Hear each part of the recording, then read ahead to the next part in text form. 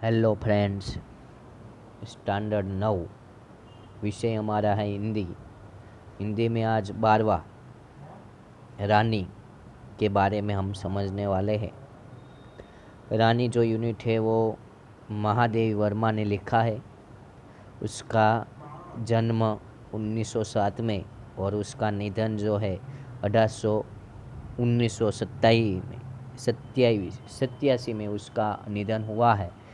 तो सबसे पहले इस यूनिट में हम जो समझने वाले हैं विद्यार्थी मित्रों, तो कि पशु और पंछी और निर्देश भोले ऐसे प्राणियों के प्रति कितना प्रेम है, उसके बारे में हम ए यूनिट में चर्चा करने वाले हैं, समझने वाले हैं कि પશુઓ અને પક્ષીઓ માટેનો પ્રેમ કેવો હોવો જોઈએ એક માણસ બનીને।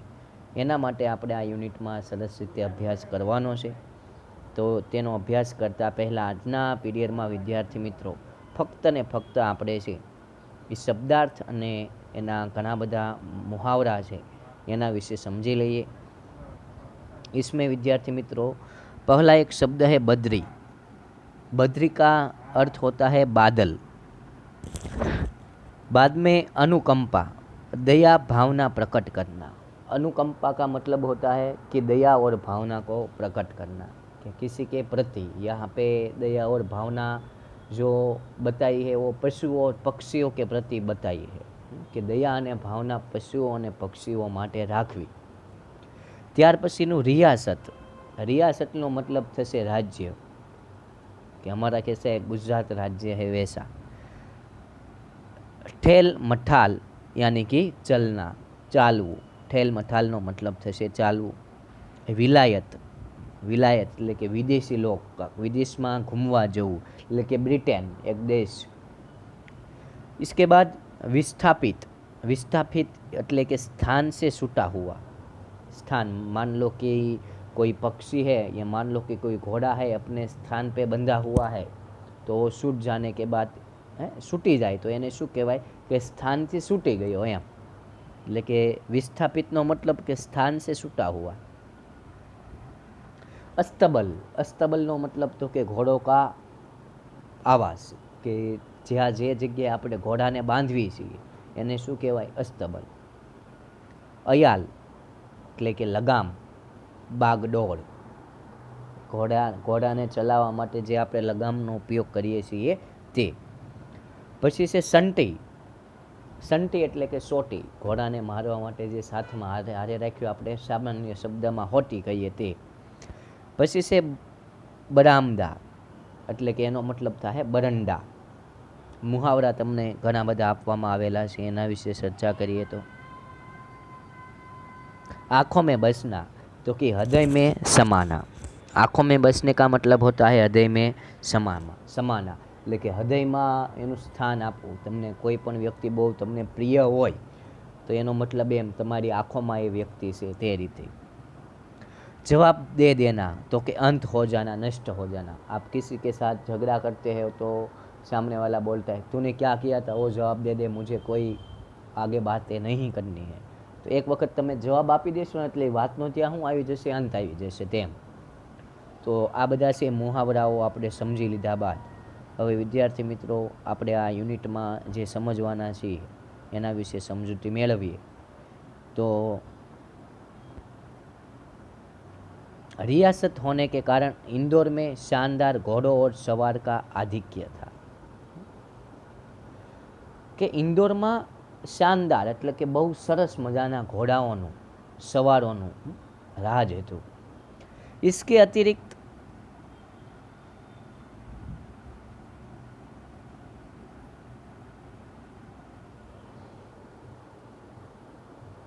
सॉरी विद्यार्थी मित्रों माफ करना। इसके अतिरिक्त हम अंग्रेज़ों के बच्चों को छोटे टट्टुओं या सफ़ेद गधों पर घूमते देखते थे हैं। અને એનાથી પણ અલગ અંગ્રેજોના છોકરાઓને અમે નાના નાના સફેદ ગધાઓ ઉપર બેસતા હોય એવું અમે જોઈ રહ્યા હતા કે નાના નાના અંગ્રેજના જે છોકરાઓ હોય એ એની ઉપર બેસીને ઘૂમી રહ્યા હતા એટલે કે ફરી રહ્યા હતા। रामा की कहानियों में तो राजा अपराधियों को घोड़े गधे पर चढ़ाकर देश निकाला देता था, પણ આપણી કહાનીમાં તો એવું સમજવામાં આવતું કે કોઈ પણ વ્યક્તિ અમારા રાજ્યમાં કે અમારા શહેરમાં કે અમારા મહેલમાં કે અમારા રાજ્યમાં કોઈ અપરાધી હોય, અપરાધી એટલે કે કોઈ પણ ગુનેગાર હોય, એને શું કરતા હતા તો કે ગધેડા ઉપર બેસાડીને એને દેશની બહાર કાઢી મૂકતા હતા। इन्हें गधों पर बैठ कर प्रसन्नता से घूमते देखकर विश्वास करना कठिन था कि इन्हें दंड मिला है। देखो कई सारे इंदौर में घना बधा अंग्रेजों था विद्यार्थी मित्रों, अंग्रेजों बच्चाओं छोकराओ शू करी रह्या था के तो के गधेड़ाओ पर बेसीने आटा मारी रह्या था। ए जोईने लेखकना मनमा एम थाय छे के अमारा राज्य में तो केवुं होय छे के जे व्यक्तिए कांई गुनो कर्यो होय एने शू करता गधेड़ा पर बेसाડીને કાઢી મૂકતા એમ। તો આવું જોઈને જે અંગ્રેજોના બાળકો ગધેડા ઉપર બેઠા છે ને એવું જોઈને મને થોડુંક પ્રસન્નતા થાય છે, એવી વાત કરી છે। रामा के पास हमारी जिज्ञासा का समाधान था। इन्हें विलायत में गधे पर बैठने का दंड देकर भारत भेजा गया है। एना मनमा एक जे प्रश्न हतो ने एनु एने समाधान कर्युं કે આને કોઈ એના દેશમાં શું કરેલું છે વિલાયત એટલે કે બ્રિટનમાં એને કાંઈક ગુનો કર્યો હશે અને ગધેડા ઉપર બેસાડીને આપણા ભારત દેશમાં એને મોકલી દેવામાં આવેલો હશે, એનો મતલબ એ એવો કરે છે। પરંતુ હકીકત એ જે અંગ્રેજોના છોકરાઓ હતા એ તો આમથી એને મોજ મસ્તી માટે બેઠા હતા, क्योंकि वहाँ यह वाहन नहीं है, कारण के ત્યાં આવું વાહન છે નહીં। एक दिन हम तीनों ने बाबूजी को मौखिक स्मृति पत्र दिया कि हमारे पास छोटा घोड़ा न रहना अन्याय की बात है। एक वक्त अमे से ત્રણેય લોકોએ મળીને બાબુજીને એક મૌખિક સ્મૃતિ પત્ર, એક મૌખિક રીતે વાત કરીને એક માહિતી મોકલાવી કે અમારી પાસે એક નાનો એવો ઘોડો નથી ને એ અન્યાયની વાત છે, કે એ બહુ સારી વાત નથી, કે અમારી પાસે પણ નાનો એવો ઘોડો હોવો જરૂરી છે। यदि अन्य बच्चे को घोड़ों पर बैठने का अधिकार है तो हमें भी वह अधिकार मिलना चाहिए। अगर बीजा बाळकोने घोड़ा पर बेसवानो अधिकार है ने तो अमने पण घोड़ा पर बेसवा माटेनो अधिकार मळवो जोईए। बाबूजी ने हंसते हुए पूछा, सफेद टट्टू पर बैठोगे? बापूजी से ये हसीने कहे छे कि सफेद टट्टू पर तमे बेसशो? तुम कहो कि साथ ठेल मठाल के उपरांत मैंने अगुआ होकर गंभीर मुद्रा में उत्तर दिया।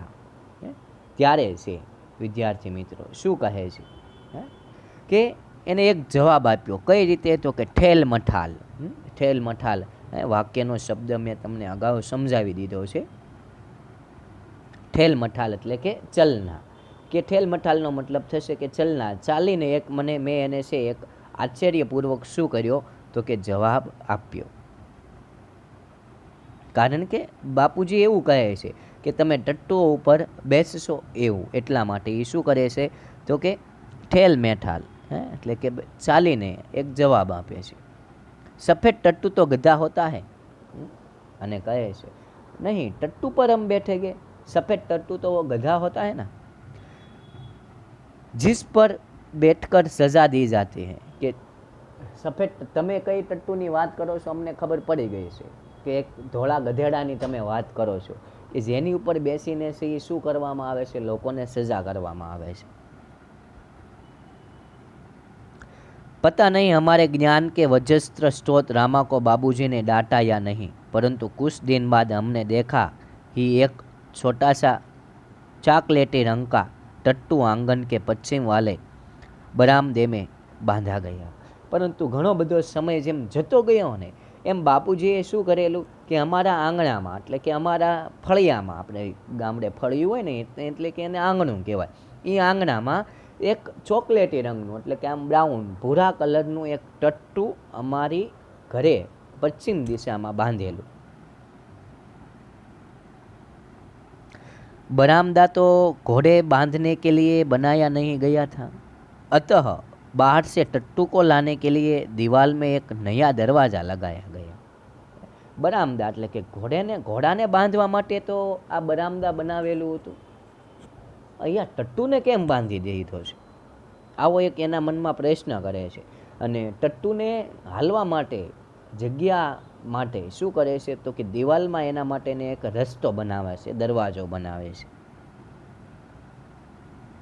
और उसकी मालिश करने तथा खाने पीने घूमने आदि की उसकी देख रेख के लिए सुट्टन नाम का साइस रखा गया. કોને રાખવામાં આવે છે તો કે એક સુટ્ટન નામના સાઈસને રાખવામાં આવે છે. શા માટે તો કે સુટ્ટન નામના સાઈસને એટલા માટે રાખવામાં આવે છે કે જે પેલો ટટ્ટુ છે ને એને ખાવા પીવાની સુવિધા કરી આપે, એને પછી છે ઘૂમને કે આદિ કે ઘૂમવા માટેની સેવા કરી આપે, એને માલિશ કરવા માટેની સેવા કરી આપે, એટલા માટે છે એને રાખવામાં આવેલો હશે.